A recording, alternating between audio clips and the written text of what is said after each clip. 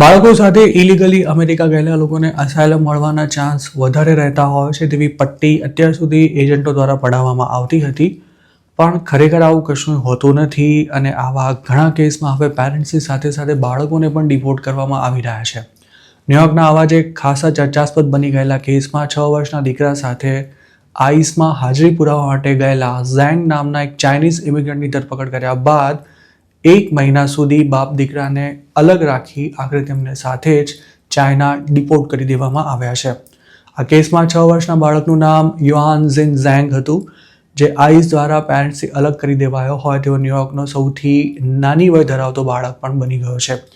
યુઆન ઝિને તેના પિતા નવેમ્બર 26ના રોજ સાથે લઈને આઈસમાં હાજરી પુરાવા માટે ગયા હતા, જ્યાં તેમની ધરપકડ કરી લેવામાં આવી હતી.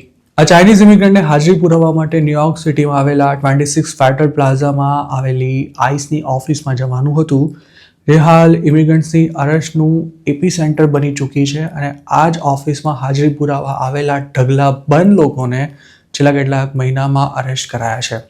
હજુ લગભગ 2 વીક પહેલાં જ હરિયાણાનો એક યુવક પણ આ જ ઓફિસમાં હાજરી પુરાવવા ગયો હતો. તેને યુએસ આવે માંડ 1-2 વર્ષ જ થયા હતા અને તેને પણ અરેસ્ટ કર્યા બાદ જેલમાં રહેવાનો કે પછી સામે ચાલીને અમેરિકા છોડવાનો ઓપ્શન અપાયો હતો.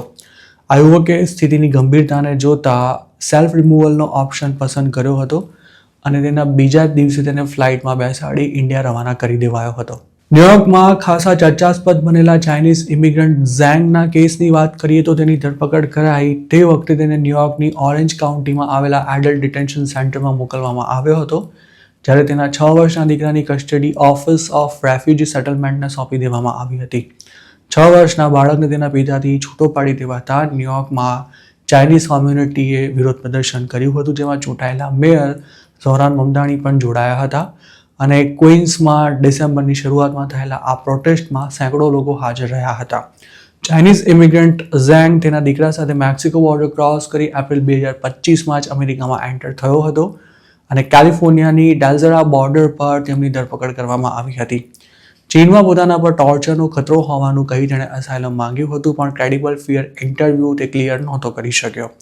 તે વખતે જ તેને 2 વાર ડિપોર્ટેશન ફ્લાઇટમાં બેસાડવાનો પ્રયાસ થયો હતો, પણ ઝેંગે તેમાં સહકાર ન આપતા તેનું ડિપોર્ટેશન અટકી ગયું હતું. નવેમ્બરમાં ઝેંગને તેની ધરપકડ થઈ રહી છે તેવી જાણ કરાઈ ત્યારે પણ તે હિંસક બની ગયો હતો અને તેણે ખુદને ઈજા પહોંચાડવાનો પ્રયાસ કર્યો હતો. ત્યારે તેને હથકડી પહેરાવીને માંડ કાબૂમાં લેવાયો હતો અને પછી જેલમાં શિફ્ટ કરી દેવામાં આવ્યો હતો. ઝેંગના ભૂતકાળને જોતા તેને ડિપોર્ટ કરવો મુશ્કેલ હોવાથી છેલ્લે પોતાના દીકરાથી જ તેને અલગ કરી દેવામાં આવ્યો હતો અને આઈસની આ ટ્રીક કામ કરી ગઈ હતી. પોતાના ડિપોર્ટેશનના 2 દિવસ પહેલાં તેણે એક પરિચિત સાથે વાત કરી હતી, જેમણે મીડિયાને એવું જણાવ્યું હતું કે દીકરાથી અલગ ન રહેવું પડે તે માટે ઝેંગ ડિપોર્ટેશન માટે તૈયાર થઈ ગયો હતો અને ડિસેમ્બર 17ના રોજ આ પિતા પુત્રને ચાઇના મોકલી દેવામાં આવ્યા હતા. ન્યુયોર્ક સિટીમાં ચાલુ વર્ષમાં અત્યાર સુધીમાં 18 વર્ષથી ઓછી વય ધરાવતા 140 બાળકોને આઈસ દ્વારા કસ્ટડીમાં લેવામાં આવ્યા છે, જ્યારે સમગ્ર અમેરિકામાં તેનો આંકડો 2600 જેટલો થાય છે.